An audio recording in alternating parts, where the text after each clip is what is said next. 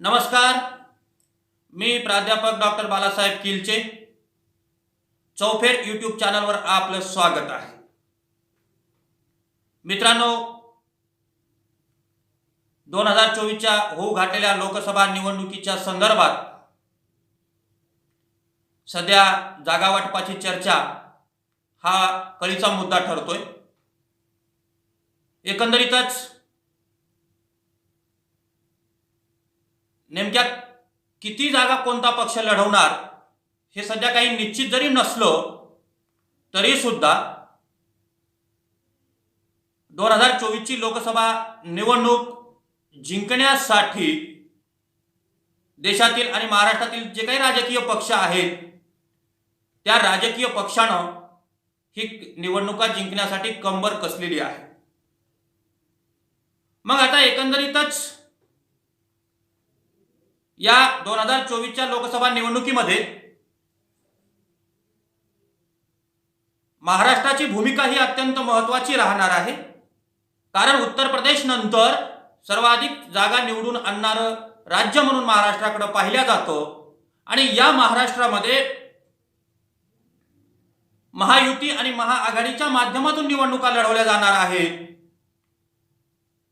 आणि मग या महायुती आणि महाआघाडीच्या माध्यमातून ज्या लोकसभा निवडणुका लढवल्या जाणार आहेत त्या निवडणुकाच्या अनुषंगानं महाराष्ट्रातील एकूण 48 लोकसभा जागांची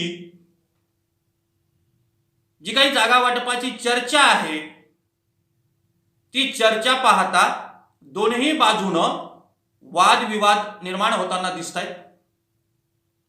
स्थानिक पातळीवरचे जे काही नेते आहेत ते नेते वेगवेगळ्या दृष्टिकोनातून आपला राजकीय पक्ष किती सक्षम आहे हे दाखवण्याचं काम सध्या या ठिकाणी करताना आपल्याला दिसून येत आहे. एकंदरीतच सध्याच्या राजकीय परिस्थितीचा महाराष्ट्राचा जर आपण विचार केला तर भाजप आणि काँग्रेस वगळता शिवसेना, उद्धव ठाकरे, त्याच्यानंतर राष्ट्रवादी शरद पवार गट, अजित पवार गट या आघाडीतल्या आणि युतीतल्या जे काही पक्ष आहेत त्या पक्षांच्या चिन्हांचा सध्या घोळ मोठा चालला आहे आणि या चिन्हांचा घोळ अद्यापही मिटत नाही. तरी परंतु जागा वाटपाचा गोंधळ मात्र या राजकीय पक्षांनी घातला आहे हे मात्र आपल्याला लक्षात घेणं या ठिकाणी गरजेचं आहे. 2019 पासून महाराष्ट्राच्या राजकारणाची जे काही समीकरणं आहेत त्या समीकरणाची ज्यावेळेस आपण चर्चा करतो त्यावेळेस या महाराष्ट्रात दररोज नवनवीन समीकरणं या ठिकाणी आणि राजकीय घडामोडी घडताना आपल्याला दिसून येतात. आणि महाराष्ट्रात घडत असलेले राजकीय समीकरणं, राजकीय घडामोडी ह्या काही कमी होत नाहीये, दिवसेंदिवस त्या वाढतच आहेत. आणि जसजशा निवडणुका जवळ येतील तसतशा ह्या राजकीय घडामोडी आणखी कोणत्या पद्धतीने महाराष्ट्राला घेऊन जातील हे सुद्धा एक पाहणं औत्सुक्याचं ठरणार आहे. मित्रांनो, एकंदरीतच महाविकास आघाडीला जे काही महायुतीनं धक्के दिले ते धक्के देताना महाविकास आघाडी आता धक्क्यातून त्या सावरतोय. परंतु सध्याच्या राजकीय परिस्थितीमध्ये महाविकास आघाडी आणि महायुती एकमेकांना राजकीय धक्के देण्यात अद्यापही कसूर करत नाही. तसेच आपल्या आघाडी आणि युतीमध्ये सामील असलेल्या राजकीय पक्षांना सुद्धा हे धक्के देत आहेत. आणि त्यामुळं एकंदरीतच महायुतीनं जो काही महाविकास आघाडीला जो काही धक्का दिला त्या धक्क्यामुळं काही काळ महाविकास आघाडीची परिस्थिती ही गोंधळलेली होती. परंतु देशातील ज्या काही वेगवेगळ्या ज्या काही नामांकित संस्था आहेत त्या संस्थांनी निवडणुकीच्या संदर्भात जे काही सर्वे घेतले त्या सर्वेचे जे काही वेगवेगळे अहवाल या ठिकाणी प्रकाशित होऊ लागले ते अहवाल एकंदरीतच महाविकास आघाडीच्या बाजूने जात असताना त्यामुळे महाविकास आघाडी जरी गोंधळलेली असली तरी त्या महाविकास आघाडीसाठी प्रसिद्ध होणारे जे काही वेगवेगळे जे काही सर्वे आहेत ते एक आशादायी चित्र निर्माण सध्या करत आहेत. परंतु ते आशादायी चित्र प्रत्यक्षात कसं आणायचं याची जबाबदारी ही महाविकास आघाडीची आहे. आणि महाविकास आघाडीच्या बाजूने येणारे जे काही कौल आहेत त्या कौलांना कसं उधळून लावता येईल याचं काम किंवा ते उधळता कसे येतील याचा विचार महायुतीच्या माध्यमातून केला जात आहे. एकंदरीतच या जो काही जागा वाटपांचा जो काही प्रश्न आहे तो प्रश्न दोन्ही आघाड्यांना सतवतोय. सत्ताधारी भाजप, शिवसेना शिंदे आणि अजित पवार गट, तसेच महाविकास आघाडीमध्ये शिवसेना उद्धव ठाकरे, काँग्रेस आणि शरद पवार गट यांच्यामध्ये जागा वाटपाच्या संदर्भात एक जोराची रस्सीखेच चालू आहे, स्पर्धा चालू आहे, संघर्ष चालू आहे. आणि मग या जागा वाटपाच्या संघर्षात महाविकास आघाडीने एक नवीन भिडू जोडण्याचा प्रयत्न केला आहे, तो म्हणजे वंचित. आणि या वंचितला सोबत घेतल्यानंतर महाविकास आघाडीचा जागेचा जो काही फॉर्म्युला प्रकाश आंबेडकरांनी त्यांच्या समोर ठेवलाय तो फॉर्म्युला पाहता सध्या तरी महाविकास आघाडीमध्ये काही अलबेल आहे असं दिसून येत नाही, तसंच महायुतीमध्येही काही अलबेल असल्याचं दिसून येत नाही. आणि एकंदरीतच या जागा वाटपाच्या प्रश्नावरून महाआघाडी महायुतीमध्ये स्थानिक नेत्यांच्या बोलघेवड्या पद्धतीमुळं काही अंशिक कटुता निर्माण झालेली आहे, ही वस्तुस्थिती आपल्याला नाकारता येत नाही मित्रांनो. मग आता जागा वाटपाच्या ज्या काही चर्चेचं जे काही गुऱ्हाळ चालू आहे ते गुऱ्हाळ 2019च्या लोकसभा निवडणुकीमध्ये ज्या काही वेगवेगळ्या राजकीय पक्षांनी ज्या काही जागा जिंकलेल्या आहेत त्या राजकीय पक्षांनी जिंकलेल्या जागेवरून हे सध्याचं चर्चेचं गुऱ्हाळ चालू आहे. परंतु एकंदरीतच महाराष्ट्राची राजकीय सध्याची परिस्थिती पाहता जागा वाटपाची ही सध्याची जी काही चर्चा चालू आहे त्या चर्चेला 2019च्या लोकसभेचे जे काही निकष असतील ते निकष सध्या तरी लागू पडत नाहीत. कारण महाराष्ट्रामध्ये 2019 नंतर ज्या काही राजकीय उलथापालथी झाल्या त्या उलथापालथी पाहता सध्याच्या जागा वाटपाच्या प्रश्नासाठी 2019चे निकष सध्या तरी लागू होतील याची अशी ठोक शाश्वती देता येत नाही. कारण 2019 नंतर महाराष्ट्रातल्या राजकीय भूकंपानं राष्ट्रवादी शिवसेना यांच्यामध्ये 2 गट निर्माण झाले. त्यानंतर 2019च्या लोकसभा निवडणुकीमध्ये काँग्रेसला केवळ 1 जागा मिळाली.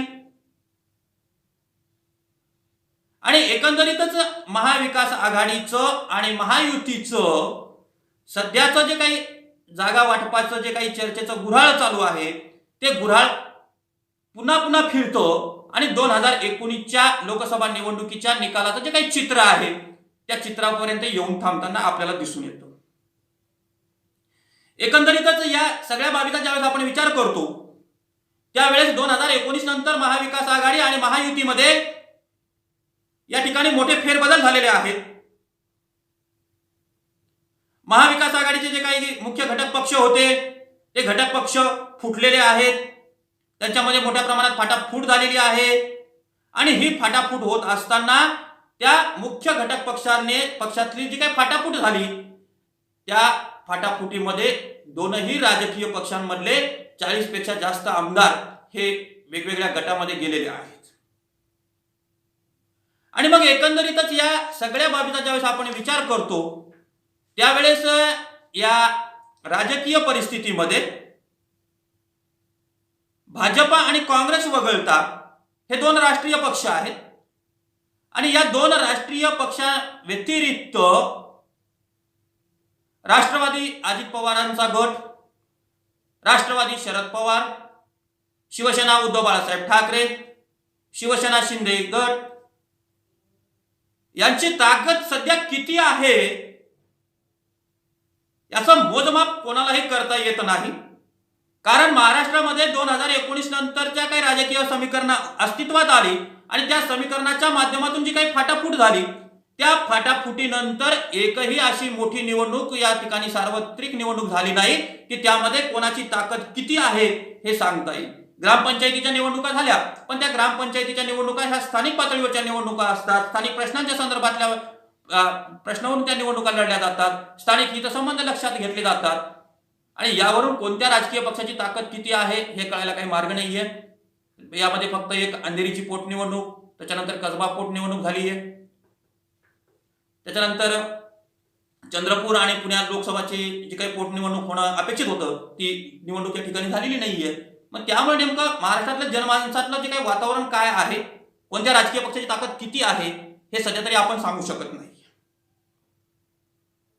आणि मग एकंदरीतच या सगळ्या बाबींचा जो काही 2019 वर येऊन जे काही ठेपतं त्या प्रश्नांच्या संदर्भात आपण या जागा वाटपाची जी काही चर्चा आहे ती चर्चा महायुती पासून करूया.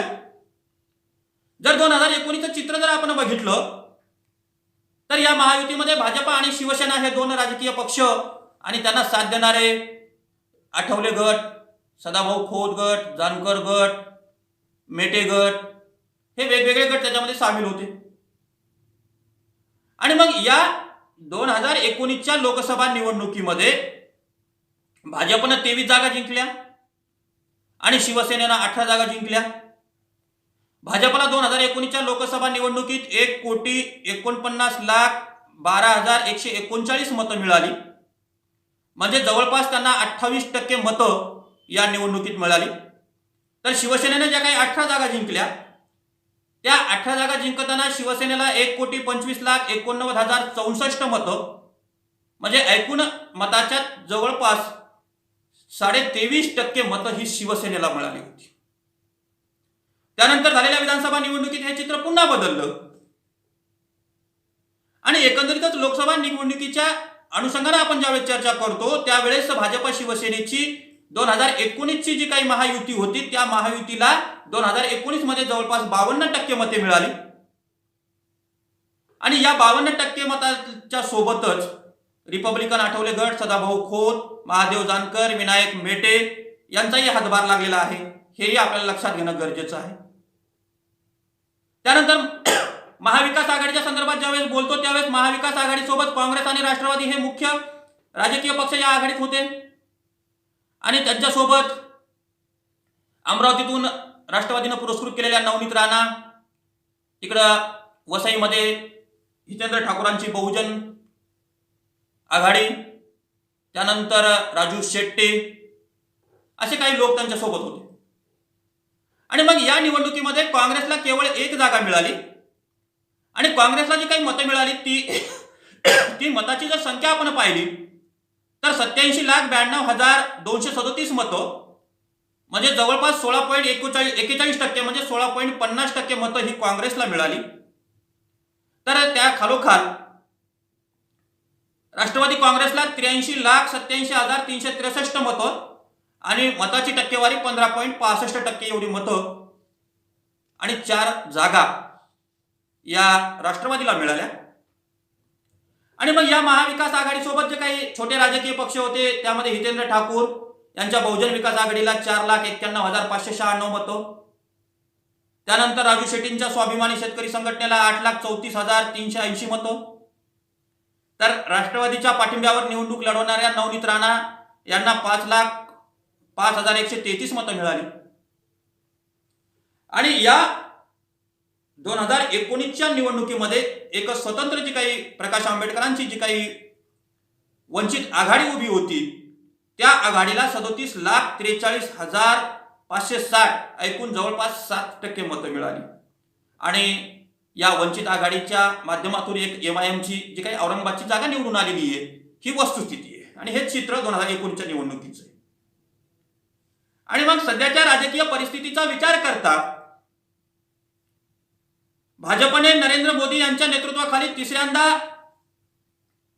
केंद्रात सत्ता प्राप्त करण्यासाठी आणि विजय प्राप्त करण्यासाठी प्रयत्न सुरू केलेले आहेत आणि त्या दृष्टिकोनातून त्यांनी उत्तर प्रदेश नंतर महाराष्ट्रावर लक्ष फोकस केलेला आहे, कारण या महाराष्ट्रातून सर्वाधिक खासदार हे उत्तर प्रदेश नंतर निवडून येतात आणि त्यामुळे भाजपनं सध्या 48 लोकसभा मतदारसंघावर लक्ष केंद्रित केलेलं आहे.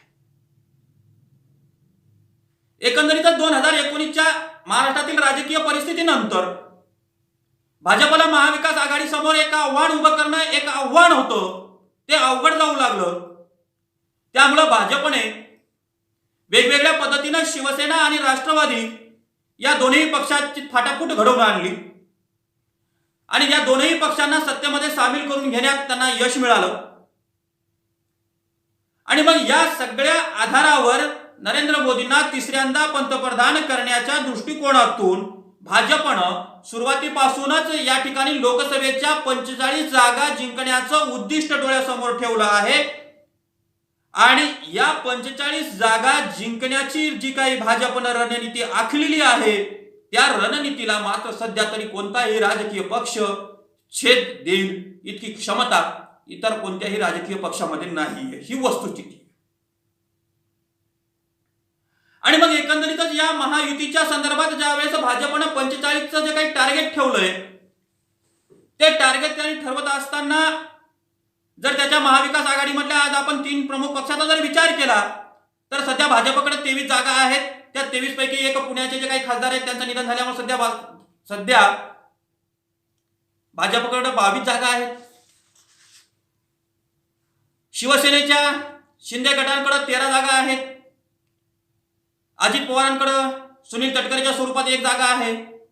अशा सध्या महाविकास आघाडीकडे एकूण जिंकलेल्या जागा 38 आहेत, त्यापैकी सध्याची एक कमी झाली 37 आहे. आणि नवनीत राणा ह्या राष्ट्रवादीच्या पाठिंब्यावर जरी निवडून आल्या असल्या तरी त्यांनी सध्याच्या परिस्थितीमध्ये नरेंद्र मोदी यांना पाठिंबा दिलेला आहे, त्यामुळं तीही जागा भाजपच्या कोट्यात जातं. म्हणजे जवळपास सध्या भाजपकडे 38 जागा असल्याचं आपल्याला दिसून येतं. एकंदरीत जर आकडेवारीचं जर आपण पाहिलं तर आकडेवारीमध्ये सध्याच्या परिस्थितीमध्ये महायुतीचं पारडं हे जड आहे, पण देशातून येणारे जे काही वेगवेगळे सर्वे आहेत ते मात्र महायुतीच्या बाजूने येत नाहीत. त्यामुळं महायुतीमध्ये काही अंशी चिंतेचं वातावरण आहे आणि त्या दृष्टिकोनातून समकालीन परिस्थितीचा विचार करता देशातून येणारे जे काही सर्वे आहेत त्या सर्वेचा विचार भाजपला करावा लागतोय आणि भाजप त्या सर्वेचा विचार करून 45चं जे काही मिशन आहे, 45चं जे काही मिशन आहे ते मिशन पूर्ण करण्याच्या दृष्टिकोनातून वाटचाल करत आहे. मग आता एकंदरीतच या भाजपनं जे काही 45 जागाचं जे काही लक्ष डोळ्यासमोर ठेवलं आहे ते 45 जागा जिंकण्याचं उद्दिष्ट डोळ्यासमोर भाजपनं जर स्वतंत्र ठेवलं असेल तर भाजपला किमान त्या 45 जागा जिंकण्यासाठी स्वतःच्या हिमतीवर 40 जागा लढवाव्या लागतील, तेही कमळाच्या चिन्हावर. परंतु 2019 नंतर देशात आणि महाराष्ट्राच्या राजकारणामध्ये जी काही फाटाफूट झाली त्या दृष्टिकोनातून 2019 ची समकालीन परिस्थिती सध्याच्या समकालीन परिस्थितीला लागू होत नाही, परंतु ही परिस्थिती प्रत्यक्षात आणण्यासाठी मात्र भाजपनं 2014च्या विधानसभा निवडणुकीचे जे काही मतदानाचे जे काही आकडे आहेत ते आकडे डोळ्यासमोर ठेवलेले आहेत. कारण 2014 मध्ये ज्या काही महाराष्ट्राच्या विधानसभेच्या ज्या काही निवडणुका झाल्या त्या निवडणुका सर्वच राजकीय पक्षांनी स्वतंत्ररित्या लढवल्या होत्या आणि त्यामुळे प्रत्येक राजकीय पक्षाची महाराष्ट्रामध्ये किती ताकद आहे हे 2014च्या विधानसभा निवडणुकीतून सिद्ध झालं होतं. आणि मग एकंदरीतच 2014च्या निवडणुकीचा ज्यावेळेस आपण या ठिकाणी दाखला देतो त्यावेळेस 2014च्या विधानसभा निवडणुकीत भाजपला 122 जागा आणि जवळपास 28% मतं मिळाली होती. शिवसेनेला 19% मतं आणि 63 जागा मिळाल्या होत्या. काँग्रेसला 48 जागा, सॉरी काँग्रेसला 18% मतं, राष्ट्रवादीला 17% मतं मिळाली होती. आणि एकंदरीतच या सगळ्या बाबीचा विचार करून भाजपनं जो काही मतदारांचा जो काही एक गठ्ठा त्यांच्याकडे ठेवलेला आहे तो म्हणजे 28% मतं ही त्यांच्या बाजूने कधीही उभी राहू शकतात, हा त्यांचा आत्मविश्वास आहे. आणि त्या आत्मविश्वासाच्या आधारावर त्यांच्याकडे शहरी मतदार, मध्यमवर्गीय मतदार हा मोठ्या प्रमाणात झुकलेला आहे हे त्यांना माहिती आहे. आणि हिंदुत्ववादी जो काही मतदार आहे तोही त्यांच्या पाठीशी आहे. आणि आणखी काही जागा जिंकण्यासाठी वेगवेगळा मतदार आपल्याकडे आणण्यासाठी भाजप प्रयत्नशील आहे. आणि तो प्रयत्न त्यांनी राज्यामध्ये शिवसेना आणि राष्ट्रवादी फोडून केलेला आहे. मग आता एकंदरीतच या महायुतीच्या जागा वाटपाच्या संदर्भात आपण ज्यावेळेस चर्चा करतो त्यावेळेस शिवसेना शिंदे आणि अजित पवार हे भाजपचा 40 जागा लढण्याच्या संदर्भातला जो काही मुद्दा आहे तो मान्य करतील का, हा एक महत्वाचा प्रश्न आहे. कारण शिंदेकडे सध्या 13 खासदार आहेत, अजित पवारांकडे 1 खासदार आहे. आणि स्वाभाविकरित्या शिंदेकडे ज्यावेळेस 13 खासदार आता त्यांच्यासोबत असल्यामुळं ते 13 जागा तर मागणारच. वास्तविक पाहता पाठीमागच्या निवडणुकीत शिवसेनेनं 23 जागा लढवल्या होत्या, मग कदाचित ते 23 जागाही मागू शकतील. पण भाजप त्यांना देईल का नाहीये हा त्यांचा प्रश्न आहे. आणि एकंदरीतच राष्ट्रवादी जी काही अजित पवारांची आहे ते सुद्धा त्यांनी पाठीमागच्या 2019च्या लोकसभा निवडणुकीमध्ये 4 जागा जिंकल्या होत्या, आता ते किती मागतात हाही एक महत्वाचा प्रश्न आहे. आणि एकंदरीतच या जागा वाटपाच्या प्रश्नावरून ज्यावेळेस महायुतीमध्ये आपण बोलतोय त्यावेळेस यामध्ये खरी आता कोंडी जर कोणाची होत असेल तर ती अजित पवार आणि शिवसेना शिंदे गटाची कोंडी होते. कारण अजित पवार गट आणि शिंदे गटाला ज्या पद्धतीनं भाजप सांगेल त्याच पद्धतीनं त्यांना लोकसभेच्या जागा लढवाव्या लागणार आहेत. ही काळ्या दगडावरची पांढरी रेष आहे मित्रांनो. कारण भाजप हा स्वतःच्या हिमतीवर अवलंबून असलेला पक्ष आहे, स्वतःच्या ताकदीवर अवलंबून असलेला पक्ष आहे. आणि मग आपली ताकद किती आहे हे जाणून घेण्याच्या दृष्टिकोनातून भाजपनं स्वतःचे सर्वे करून घेतलेले आहेत मित्रांनो. आणि भाजपनं जे काही वेगवेगळे सर्वे केलेले आहेत त्या सर्वेच्या आधारावर कोणाच्या जागा किती धोक्यात आहेत हे भाजप शिंदे गटाला आणि अजित पवार गटाला सांगू पाहतो आहे. आणि हे त्यांनी स्पष्ट सांगितलेलं आहे. त्यामुळे भाजप आपल्या सर्वेच्या आधारावर शिंदे गटाकडील जास्तीत जास्त जागा कशा आपल्याकडे खेचून घेता येतील या दृष्टिकोनातून वाटचाल करत आहे. आणि मग एकंदरीतच या सगळ्या बाबीचा ज्यावेळेस आपण विचार करतो त्यावेळेस शिंदे शिवसेना हे मान्य करील का हा एक प्रश्न आहे. कारण त्यांच्याकडे आता शिवसेनेचं चिन्ह आहे, शिवसेनेचा पक्ष आहे. मग अशा परिस्थितीमध्ये शिवसेना ह्या गोष्टी मान्य करेल का. परंतु एकंदरीतच या सगळ्या बाबीचा ज्यावेळेस असा विचार करता असं लक्षात येतो की भाजपला 45चं जे काही मिशन पूर्ण करायचंय त्यावेळेस शिंदे गटाच्या काही खासदारांना शिवसेनेच्या चिन्हावर लढण्यापेक्षा भाजपच्या कमळावर आणि नरेंद्र मोदींच्या छबीवर आणि नरेंद्र मोदींच्या प्रतिष्ठेवर निवडणूक लढवणं सोपं जाईल हा कल ओळखून शिवसेनेचेच काही खासदार असं म्हणू लागतायत की आम्ही कमळाच्या चिन्हावर उभं राहतोय. परंतु भाजप याला मान्यता देईल का नाही हाही एक मोठा प्रश्न आहे. परंतु जर मान्यता दिली तर पुन्हा मतदारामध्ये काय संदेश जाईल हे सांगता येत नाही. आणि त्या दृष्टिकोनातून सध्याच्या परिस्थितीमध्ये ही चर्चा चालू आहे की शिवसेनेचा जो काही शिंदे गट आहे तो शिंदे गट हा भाजपमध्ये विलीन होईल. आणि एकंदरीतच या सगळ्या बाबीचा ज्यावेळेस आपण चर्चा करतो त्यावेळेस शिवसेनेचे जे काही खासदार आहेत शिंदे गटाचे ते काय निर्णय घेतात याकडे आपल्याला सध्या पाहणं गरजेचं ठरतं. त्यानंतर या सगळ्या बाबीची ज्यावेळेस आपण चर्चा करतो त्यावेळेस शिंदेला भाजपा जेवढ्या जागा देईल तेवढ्या जागाच लढाव्या लागतील हे मात्र खरं आहे. कारण सध्याच्या परिस्थितीमध्ये भाजप आणि शिवसेनेमध्ये जागा वाटपावरून सध्या काही आलबेल असल्याचं चित्र नाहीये. कारण भाजपनं ठाण्याची जागा मागितलेली आहे. त्याच पद्धतीनं शिर्डीचे जे काही शिवसेनेचे सध्याचे खासदार आहे सदाशिव लोखंडे हे ते कधी काळी भाजपचे होते, तीही जागा भाजप मागू शकतो. त्यानंतर पालघरची जागा आणि जो काही पालघरचा शिवसेनेचा जो काही खासदार आहे सध्याचा, तो सुद्धा भाजपचाच उमेदवार त्यांनी आयात केला होता शेवटी, म्हणजे तेही जागा मागणार. त्यानंतर त्यांच्या सर्वेमध्ये बुलढाण्याची जागा धोक्यात आहे, गजानन कीर्तिकरांची जागा धोक्यात आहे. त्याच्यानंतर भावना गवळी यांच्यावर झालेले जे काही भ्रष्टाचाराचे आरोप आहेत, ईडीचं जे काही प्रकरण आहे, त्यांची 5 वेळची जी काही 25 वर्षाची जी काही कारकीर्द आहे, तिला अँटी इन्कमसी आहे, असे वेगवेगळे मुद्दे या ठिकाणी चर्चेला आणले जातात. आणि यापैकी 13 जागापैकी 6-7 जागा तर भाजपनं आताच कमी केलेल्या आहेत. आणि मग या सगळ्या बाबीचा विचार करता शिंदे शिवसेनेला कशा जागा कमी करता येतील याचा प्रयत्न भाजपकडून केला जात आहे. आणि भाजप त्या जागा कशा कमी करता येतील याकडे सध्या लक्ष देऊन आहे.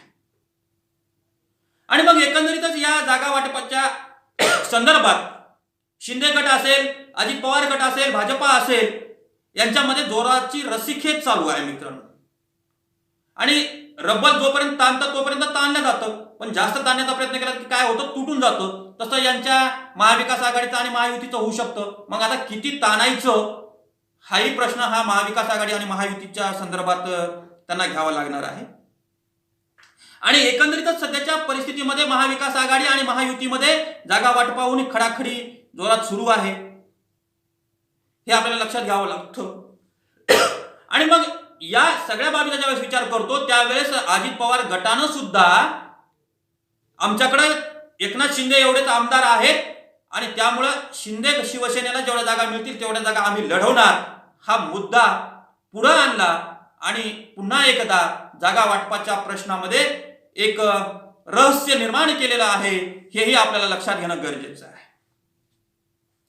त्यानंतर महाविकास आघाडीच्या संदर्भात आपण बोलतोय. जागा वाटपाच्या संदर्भात महाविकास आघाडीमध्ये प्रामुख्याने 3 पक्ष आहेत. त्यामध्ये शिवसेना उद्धव ठाकरे गट, त्याच्यानंतर काँग्रेस आणि राष्ट्रवादी शरद पवार गट, आणि आता वंचित त्यांच्यासोबत येतोय. वंचितला तसं पत्र दिलेलं आहे आणि वंचित त्याच्यासोबत येणार हे आता निश्चित झालेलं आहे. पण महाविकास आघाडीची चर्चा होत असताना महाराष्ट्रात जे काही वेगवेगळे राजकीय भूकंप झाले, त्या राजकीय भूकंपामुळे महाविकास आघाडीला सध्या सर्वेच्या माध्यमातून अनुकूल जे काही वातावरण जरी असलं तरी ते अनुकूल वातावरण जागा जिंकण्यामध्ये महाविकास आघाडी कसं करतं हेही महत्वाचं आहे. मग हे महाविकास आघाडीच्या बाबतीत अनुकूल वातावरण कशामुळे झालं, तर भाजपनं ज्या पद्धतीनं शिवसेना आणि राष्ट्रवादी फोडली त्यामुळं, त्यानंतर उद्धव ठाकरेंनी कोरोना काळात केलेलं काम, या सगळ्या बाबीचा विचार करता या महाविकास आघाडीचा मुख्य पैलू म्हणून उद्धव ठाकरेकडे लक्ष सध्याच्या परिस्थितीमध्ये केंद्रित होताना आपल्याला दिसून येतो. आणि मग या सगळ्या बाबीचा विचार करत असताना आज लोकांमध्ये अजित पवारांनी जे काही शरद पवारांसोबत जे काही बंड केलं त्या बंडाच्या संदर्भात सुद्धा शरद पवारांच्या संदर्भात काही लोकांमध्ये सहानुभूती निर्माण झालेली आहे. आणि ही सहानुभूती निर्माण होत असताना या महाविकास आघाडीमध्ये एक मॅच विनर खेळाडू म्हणून प्रकाश आंबेडकरांचा ज्यावेळेस प्रवेश होतो त्यावेळेस प्रकाश आंबेडकरांची भूमिकाही सुद्धा याकडे पाहणं गरजेचं ठरतं. आणि म्हणून महाराष्ट्रातील जी काही महाविकास आघाडीची सध्याची जी काही स्थिती आहे ती स्थिती जर आपण 2019च्या लोकसभा निवडणुकीमध्ये पाहिली तर शिवसेनेकडे एक संघ शिवसेनेनं 18 जागा जिंकल्या होत्या. त्या 18 पैकी आता 13 जागा शिंदेकडे आहेत, 5 जागा उद्धव ठाकरेंकडे आहेत. त्याच्यानंतर अखंड राष्ट्रवादीनं 4 जागा जिंकल्या होत्या, त्यापैकी 1 जागा अजित पवार गटांकडे आहे, 3 जागा शरद पवार गटांकडे आहेत. आणि काँग्रेसने एकमेव जागा चंद्रपूरची जिंकली होती, पण त्यांच्या खासदारांचं अकाली दुर्दैवी दुःखद निधन झालं, त्यामुळे सध्या काँग्रेसकडे एकही खासदार नाही. आणि मग या सगळ्या बाबींची ज्यावेळेस आपण चर्चा करतो त्यावेळेस या महाविकास आघाडीमध्ये जी काही जागा वाटपाची जी काही चर्चा चालू आहे ती चर्चा जर आपण पाहिली तर या चर्चेच्या अनुषंगानं काँग्रेस आणि उद्धव ठाकरे शिवसेनेच्या स्थानिक नेत्यामध्ये सध्या बाचाबाची आणि वादविवाद सुरू आहेत जागा वाटपावर. कारण शिवसेना उद्धव ठाकरे गटानं सुरुवातीपासूनच 23 जागांवर क्लेम ठेवलेला आहे. कारण त्यांनी 2019च्या लोकसभा निवडणुकीमध्ये एकसंघ असलेली शिवसेनेनं 23 जागा लढवल्या होत्या आणि त्यामुळे त्यांनी आता सुद्धा 23 जागांवर क्लेम ठेवलेला आहे आणि 23 जागांवर क्लेम ठेवत असताना काही जागांची अदलाबदल ते करण्यास तयार आहेत आणि त्या 23 जागांपैकी एक अकोल्याची जागा प्रकाश आंबेडकरांसाठी ते देणार आहेत, कारण त्यांची प्रकाश आंबेडकरांची आणि शिवसेना उद्धव बाळासाहेब ठाकरे गटाची ही सुरुवातीपासून युती आहे, आघाडी आहे आणि एक जागा ती हातकणंगलेची राजू शेट्टीसाठी देण्यासाठी तयार आहेत. आणि मग या सगळ्या बाबीचा ज्यावेळेस आपण विचार करतो त्यावेळेस राष्ट्रवादी काँग्रेसनं अद्यापही आपल्याला किती जागा लढवायच्या आहे याचे पत्ते अद्यापही खोललेले नाहीयेत. पण मध्यंतरी एक फॉर्म्युला आला होता 3 पक्षांचा 16-16-16. नंतर हा फॉर्म्युला प्रकाश आंबेडकरांच्या आगमनानं बदलला गेला. प्रकाश आंबेडकरांनी 12-12चा फॉर्म्युला दिला आणि मग या प्रकाश आंबेडकरांच्या महाविकास आघाडीमध्ये येण्याच्या मुळे प्रकाश आंबेडकरांनी जो जागा वाटपाचा जो काही 12चा जो काही फॉर्म्युला ठेवलेला आहे त्यामुळे सध्याच्या परिस्थितीमध्ये जागा वाटपाचे आघाडीचे 12 वाजतात की काय अशी परिस्थिती सध्या निर्माण झालेली आहे. परंतु महाविकास आघाडीचे नेते जर यांना देशामध्ये नरेंद्र मोदीचा खरंच पराभव करायचा असेल तर हे महाविकास आघाडीचे 12 वाजू देणार नाहीयेत, कारण त्यांना 2019चा अनुभव त्यांच्या पाठीशी आहे. जर प्रकाश आंबेडकरांना बाहेर ठेवलं, आघाडी फटाफूट झाली तर काय होऊ शकतं हे त्यांना सांगण्याची काही आवश्यकता नाहीये. आणि एकंदरीतच या सगळ्या बाबीची ज्यावेळेस आपण चर्चा करतो त्यावेळेस महाविकास आघाडीच्या नेत्यांना आणि महायुतीच्या नेत्यांना आम्ही एक आहोत हे लोकांना पटवून देणं त्यांच्यासमोर एक आव्हान आहे मित्रांनो. आणि मग हे आव्हान महायुती आणि महाविकास आघाडी कसं पेलतं हे सुद्धा पाहणं औत्सुक्याचं ठरणार आहे. आणि एकंदरीतच या महाविकास आघाडी आणि महायुतीमध्ये जागा वाटपाची जी काही खडाखडी सुरू असली तरी सध्याच्या समकालीन राजकीय परिस्थितीमध्ये महायुतीमधले जे काही स्थानिक नेते असतील किंवा महाविकास आघाडीमधले जे काही स्थानिक नेते असतील त्या स्थानिक नेत्यांवरून जे काही सध्या जे काही वाकयुद्ध चालू आहे त्या वाकयुद्धाकडे जर आपण पाहिलं तर महायुती आणि महाआघाडीमध्ये गल्लीत गोंधळ आणि दिल्लीत मुजरा अशी परिस्थिती महाविकास आघाडी आणि महायुतीची झालेली आहे. कारण महाविकास आघाडी आणि महायुतीचा प्रश्न हा या ठिकाणी महाराष्ट्रामध्ये सुटणार नाही, तर हा प्रश्न दिल्लीमध्ये सुटणार आहे ही वस्तुस्थिती आहे. आणि त्यामुळे सध्याच्या महाराष्ट्राच्या राजकारणामध्ये दोन्ही आघाड्याच्या संदर्भात गल्लीत गोंधळ आणि जागा वाटपाचा दिल्लीत मुजरा सध्या जोरात चालू आहे. आणि एकंदरीतच या सगळ्या राजकीय परिस्थितीचा आपण ज्यावेळेस विचार करतो त्यावेळेस महाविकास आघाडीच्या संदर्भात ज्यावेळेस आपण बोलतो त्यावेळेस महाविकास आघाडीमध्ये सध्या काँग्रेसला उद्धव ठाकरे हे अत्यंत जवळचे वाटू लागतात. आणि त्यामुळं उद्धव ठाकरेंनी 23 जागांचा जो काही मुद्दा मांडलेला आहे तो मुद्दा काँग्रेस कशा पद्धतीनं मान्य करतो हाही एक महत्वाचा मुद्दा आहे. आणि मग या अनुषंगानं काल काँग्रेसच्या वर्किंग कमिटीच्या आदेशानं महाराष्ट्राच्या जागा वाटपाच्या संदर्भात एक बैठक झाली आणि त्या बैठकीनंतर काँग्रेसच्या नेत्यांनी ज्या काही प्रतिक्रिया दिल्या त्या प्रतिक्रिया पाहिल्या तर आमचे वरिष्ठ नेते ठरवतील. याचा अर्थ की यांनी फक्त जागा किती लढायच्या, कशा लढायच्या, कोणत्या लढायच्या, कोणत्या पद्धतीनं लढल्या तर किती जागा मिळू शकतील, कशा जागा अदला बदल करायची आहे याची माहिती त्या बैठकीत दिली आहे आणि सर्वस्व निर्णय शेवटी वरिष्ठ कमिटी घेणार आहे. आणि म्हणून या महाविकास आघाडीच्या संदर्भात आपण ज्यावेळेस बोलतो त्यावेळेस महाविकास आघाडीमधले प्रकाश आंबेडकरांनी जागा वाटपाचं जे काही समान सूत्र मांडलं ते समान सूत्र महाविकास आघाडी हे कशा पद्धतीनं स्वीकारते हे सुद्धा पाहणं आपल्याला औत्सुक्याचं ठरणार आहे मित्रांनो. आणि मग एकंदरीतच या सगळ्या महाराष्ट्रातल्या जागा वाटपाच्या राजकीय परिस्थितीचा आपण ज्यावेळेस विचार करतो त्यावेळेस सगळ्यात महत्वाची गोम जर आपण पाहिली तर सध्याच्या राजकीय परिस्थितीमध्ये अजित पवार आणि शरद पवारांचा राष्ट्रवादी पक्षावरून जे काही वाद चालू आहे त्या वादाचा निकाल अद्यापही निवडणूक आयोगात लागलेला नाहीये. त्यामुळं राष्ट्रवादीमध्ये सध्या चिन्हाचा गोंधळ आहे. त्यामुळे त्यांना कोणतं चिन्ह मिळेल याची शाश्वती नाहीये. अजित पवारांना राष्ट्रवादीचं घड्याळ मिळतं का शरद पवारांना मिळतं, तर मग एका दुसऱ्या नेत्याला दुसऱ्या चिन्हावर लढावं लागणार आहे. आणि मग दुसऱ्या चिन्हावर लढण्यासाठी हिंमत किती लागतं हेही ज्यांना त्यांना त्याच्या कुवतीचा अंदाज असतो.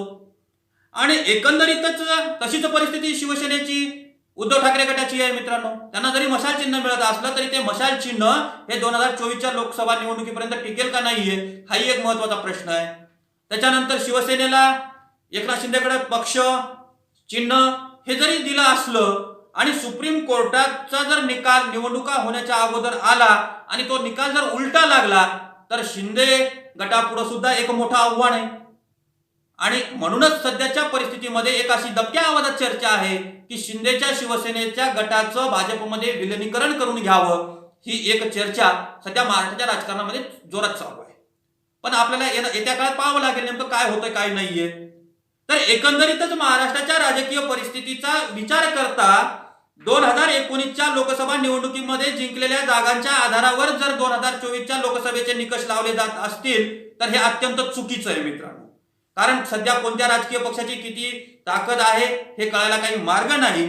आणि परंतु कोणाची किती ताकद आहे हे कळायला जरी मार्ग नसला तरी सुद्धा त्याच पद्धतीनं चिन्हांचा गोंधळ आहे, पक्षांचा गोंधळ आहे. हा सगळा गोंधळ असला तरी मात्र राजकीय वाटपाच्या जागामध्ये ज्या काही ज्यांना जागा वाटप करायची आहे त्या जागा वाटपामध्ये हम किसी से कम नहीं है हेच दाखवून देण्याचा प्रयत्न महाविकास आघाडी आणि महायुतीतील राजकीय पक्ष सध्या तरी करत आहेत. या ठिकाणी इथंच थांबतो मित्रांनो.